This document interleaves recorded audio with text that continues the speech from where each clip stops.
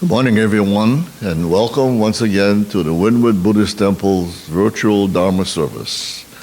We will begin the service as usual with the chanting of the Vandana Ti-Sarana, followed by the recitation. The recitation for today is the Creed, Creed 1, and it's found on page 4 of the Red Service book.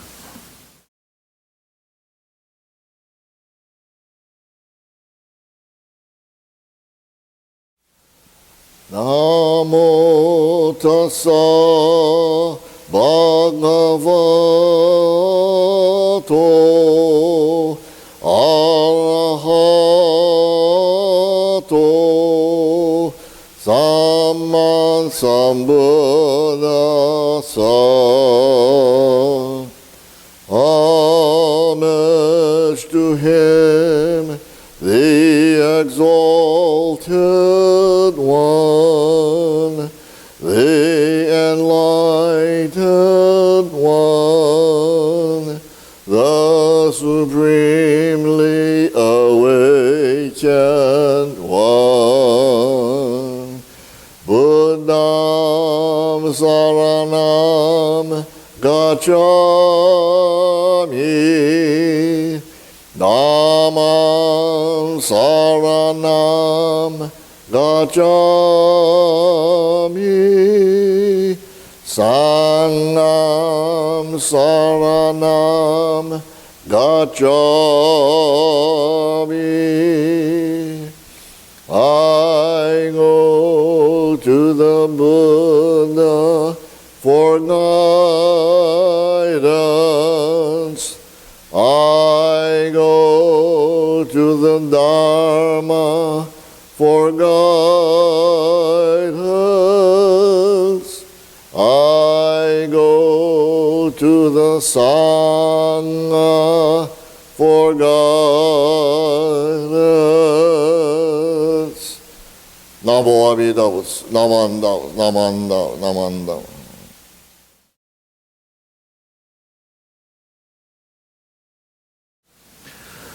We rely upon Amida Tathagata with our whole heart for the enlightenment in the life to come, abstaining from all sundry practices and teachings, and giving up the trust in our limited self. We believe in the assurance of birth comes at the very moment we entrust, and we call the name Namo Amida Butsu in joy and gratitude for the Buddha's compassion. We also acknowledge gratefully the benign benevolence of our founder and the succeeding masters who have led us to believe in this profound teaching. And we do now endeavor to follow throughout our lives the way laid down for us. Namo Amida Butsu. Namo Amida Butsu.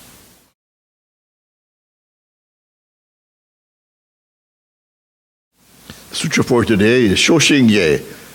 And we're going to do just part of the Shoshinge, not the entire thing, on page 11 through 18 of the Red Service book, followed by the Dharma talk.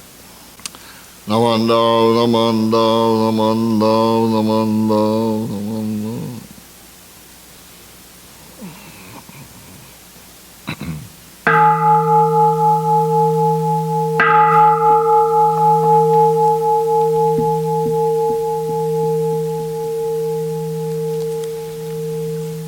Himyo muryo junyorai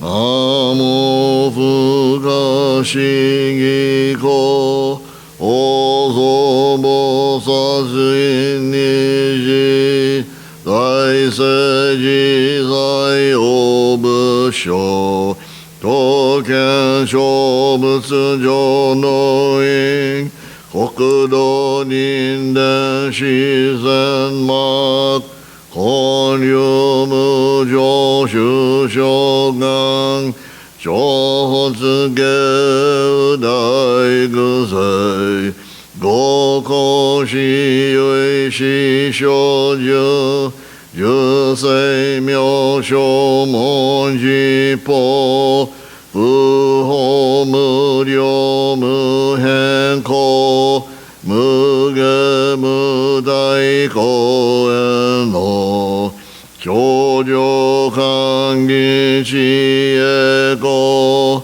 無駄な事務所校小日学校精進説一切群上無故障本願名号少女号死心信行願人上等学書大涅槃必死滅度願成就如来生意行修世唯説弥陀本願会五辱悪事群上会往生如来如実言納仏一年喜愛心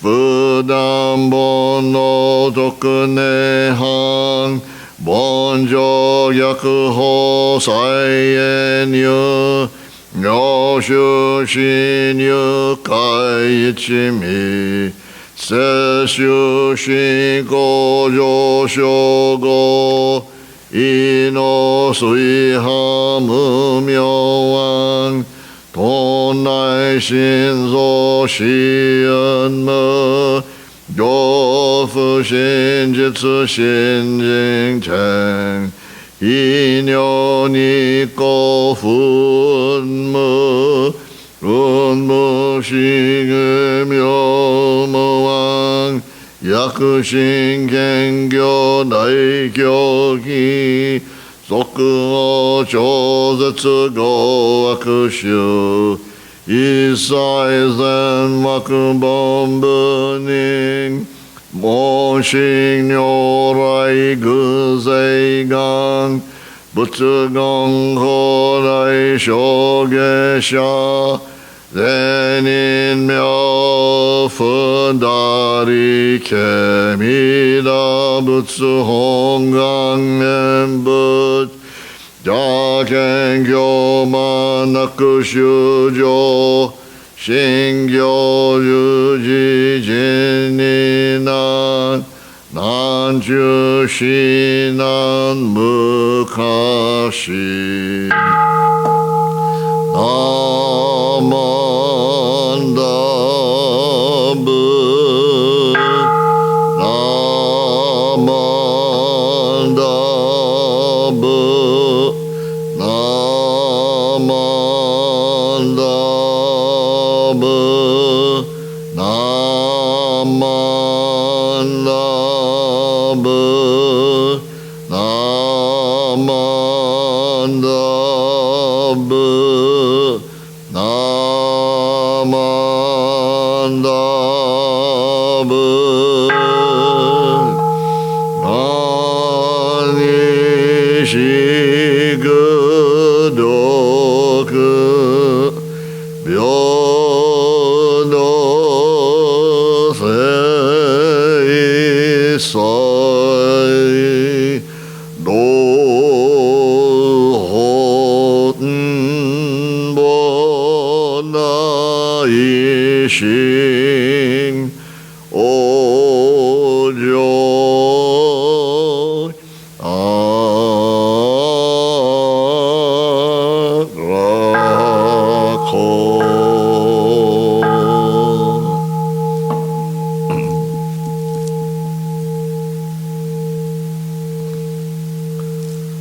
Namandam, Namandam, Namandam, Namandam, Namandam.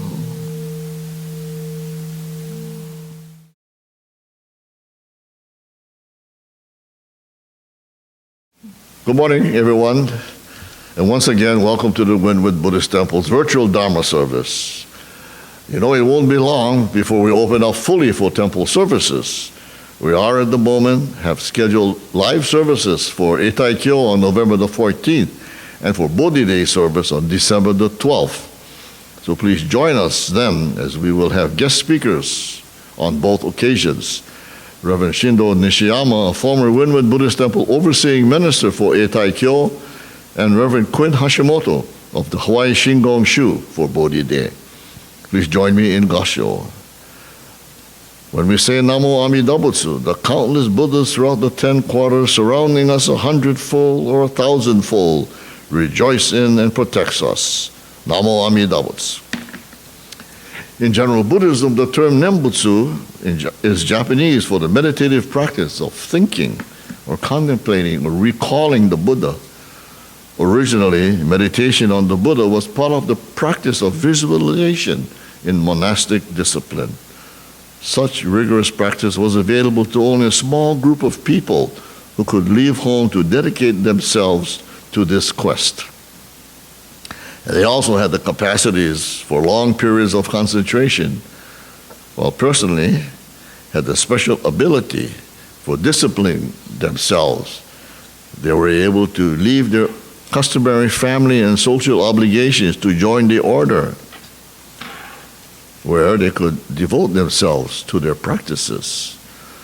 So in China, the practice of the Nembutsu was to gain birth in the Pure Land, the land of supreme bliss, which was established by Amida Buddha to provide a beneficial environment for practitioners to attain enlightenment without the limitations of this world.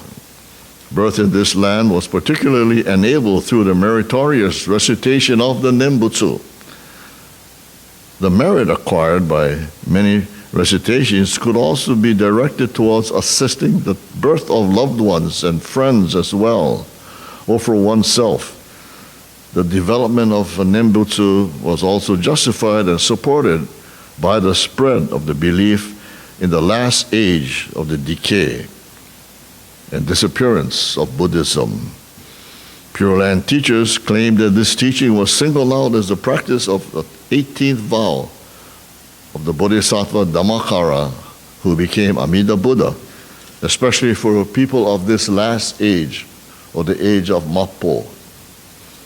Briefly, the ages are designated as the true Dharma period that lasted for 500 years after the death of the Buddha, where the Buddha's influence was still alive and well, and his spirit and teachings inspired the people. Then came the semblance Dharma, the period that lasted for the next 500 to 1,000 years, where the monks followed the teaching and they practiced the discipline, but there was no realization.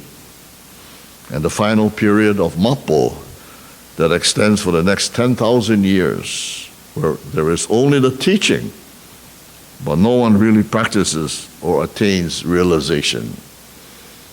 Divisions and upheavals arise, and the truth is completely obscured. However, Pure Land teachers proclaimed that Shakyamuni had taught in the Pure Land Sutras that the vows of Amida Buddha would enable the suffering people of this last age to be reborn into the Pure Land through the recitation of his name. They would be free from the anxieties and fears of transmigrations and ultimately attain Buddhahood themselves, working in oneness with Amida for the salvation of all beings. Shinra said that the act of saying the Nembutsu, in which we call out the name of the Buddha, will inevitably reverse the direction and become the act of hearing of the name, wherein the Buddha calls out to us. He further stated that truly hearing the name is to realize Shinjing. Therefore, he said, Shinjing and saying the name are the same.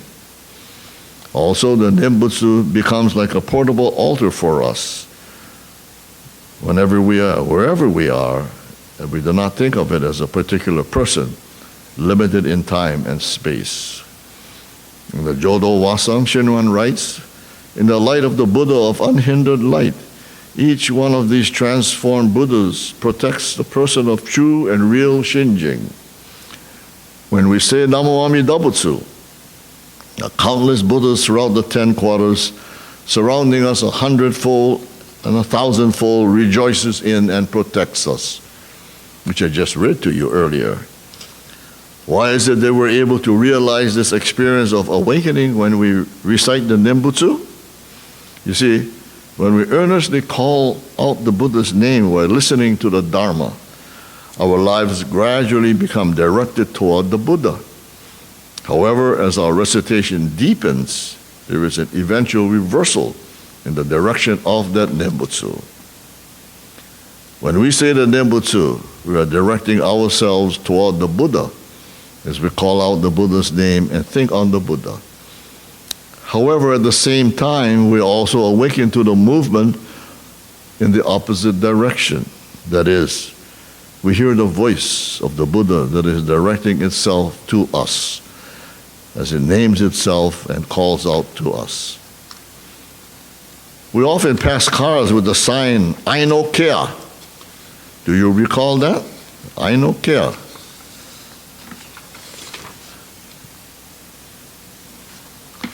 We also come across, "Why worry?" Or, "It would go." Could this be a Buddhist teaching of some sort? Or does it really mean, I don't care? Do we care? What do we care about? How can we care? What can we do to create a culture that cares? Or are we creating a culture that doesn't care? What would Shinran say about this? Nembutsu is living. Know that all the events of this world, whatever they may be, whenever they may be, are conditions that supports the Nembutsu. These words urges us to say the Nembutsu, knowing that no matter how sad an event may be, or how angry I may become over an incident, everything that happens in my life works its way toward me so that I will not forget the Nembutsu, or so that I will say the Nembutsu many times over, or even just once. Because that is so, any sadness or suffering will be overcome, and a new way will open up within my life. This path is a Nembutsu of everyday life that Shinran was talking about, the Nembutsu as living. Shinran spoke vigorously about the continuation of the practice of the Nembutsu, urging us to say it daily. In a Wasang, he writes that those who deeply entrust themselves to Amida's vow of great compassion should all say Namo Amida Butsu constantly, whether they are waking or sleeping. Shinran is urging us to say the Nembutsu in any situation, whether riding in a car, doing chores, or whatever.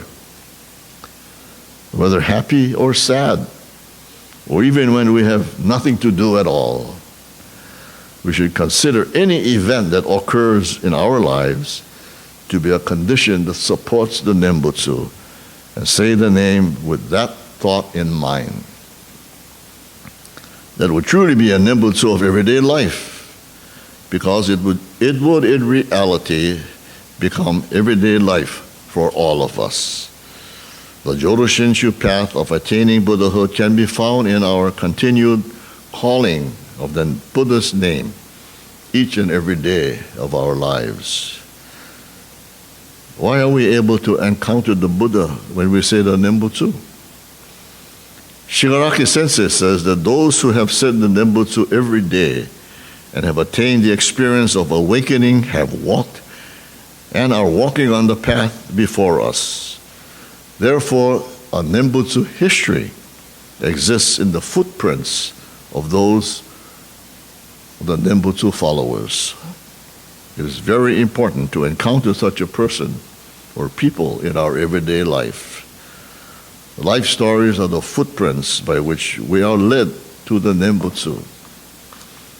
There is a story by Thich Nhat Hanh that is called Buddha and the Banana. And it tells the story of a monk named Hu, who was Thich Nhat Hanh's student. In 1964, he became the director of the School of Youth for Social Services in Vietnam. He trained young monks and nuns to go out into the countryside and help people to rebuild villages, which has been bombed by the airplanes. But when Hu was young, about 6 or 7 years old, he asked his father and mother to let him go to the temple to become a monk. He used to go to the Buddhist temple every other week on the first day, new day of the month, and on the 15th day of the month to offer flowers, bananas, and mangoes. He noticed that every time he went to the temple, he was treated very nicely. But he went home or to school elsewhere, people were not as nice to him as in the temple. Do you know why? Because when people come to the temple, they practice smiling, breathing, and so they are nicer than elsewhere. Each time he came, the head monk would give him something to eat. And so he loved going to the temple. One day he said, "Mommy, I want to become a monk and live in the temple." It was thought that he wanted to become a Buddhist monk because he liked to eat bananas. But no one could blame him for that. Finally, his parents let him go to the temple as a novice. When he was 14 years old, he came to study with Thich Nhat Hanh and shared this story. He believed that the Buddha loved bananas and mangoes and tangerine because every time people went there, every time people went to the temple, they brought those things. They brought those bananas and mangoes and tangerines and other fruits and to offer to the Buddha. So it must mean that the Buddha loved these things very much. So he was interested to see how a Buddha would eat a banana. One day, he waited until all the people went home, and he stood outside of the Buddha hall. He peered into the Buddha hall to see how a Buddha would pick up a banana and eat it.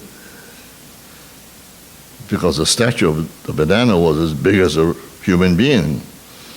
He imagined that the Buddha would take a look to make sure that everyone had gone home, and then the Buddha would reach out for the banana. The young boy waited and waited and waited for hours long. He did not see the Buddha picking up the banana. He could not understand why the Buddha did not eat the bananas, and the people kept bringing them. Well, the young boy did not dare ask the head monk because he was afraid that the monk would say that he was crazy or silly. Actually, young people often feel like that, right? We have something in us, so we don't want to say it because we risk being called silly.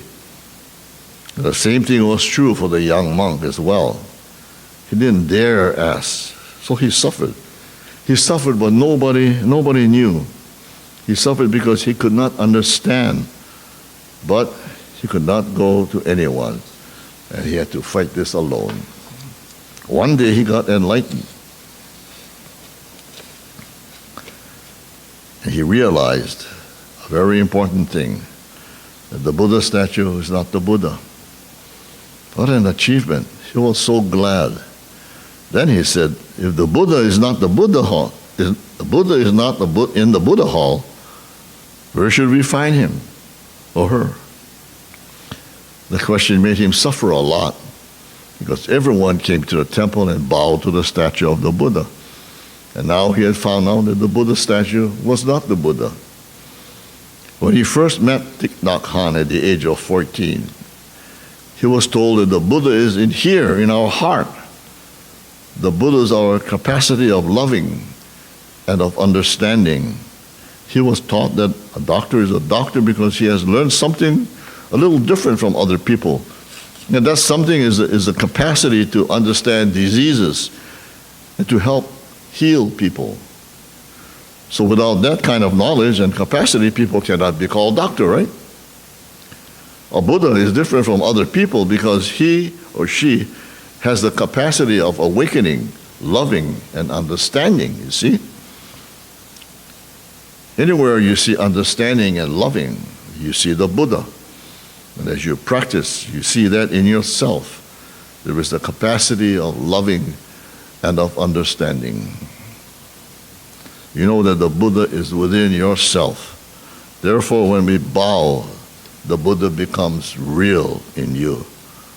Looking for the Buddha, we have to look into ourselves.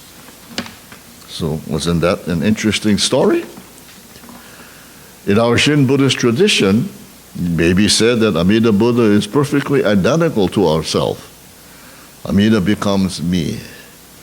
The main principle here is this process of salvation is a unity of the seeker, you, and the Dharma, or the unity of Buddha, the Buddha mind, or religious conviction, and the ordinary mind, the mind of karmic evil. Here we revere the compassion of Amida, who embodies timeless truth. At the same time, awakening to the harsh truth of the karmic evil in our life, we see ourselves taking refuge in Amida. The call for help, Nembutsu, of those seeking to be saved is at the very same moment the Savior's answer to that call. It is Amida urging us to trust in me, he says, occurring at the same moment as the seeker's act of entrusting in Amida. So as long as we still live in this world, the actual sufferings of life do not cease to press upon us after we are awakened to Amida's compassion. But we do not know, desperately grope for the liberation from suffering. We're always with Amida's name, that is, with the Nembutsu, wherever we may be or wherever we may go. We never call Amida's name without returning at the same moment to the restful and serenity of being saved by Amida's compassion. This return to the original experience of the awakening of faith fully refreshes us and enables us to brace ourselves for natural but courageous living. We are thus, through the Nembutsu, enabled to pass the impassable. And that is what salvation means in the Pure Land doctrine, that is. This life of the Nembutsu is designated as the way that leads to the Pure Land. Namo Amida Butsu. Damanda Butsu.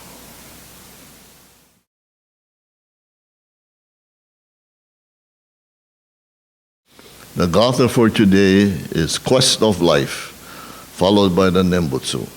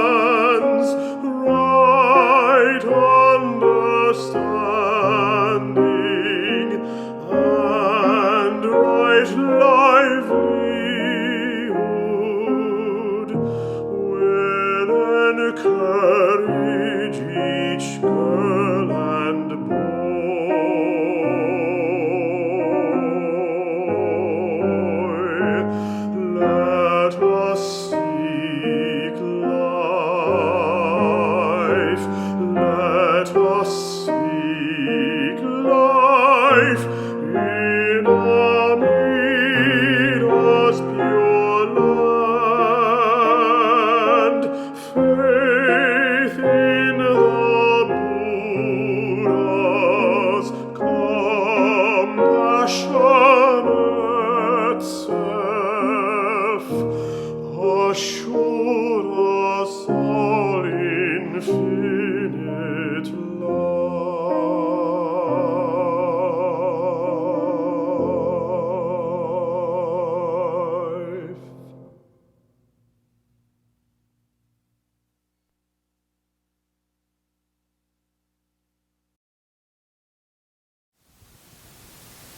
Namo Amida. Namo Amida. Namo Amida Butsu. Namo Amida Butsu. Namo Amida. Namo Amida Butsu.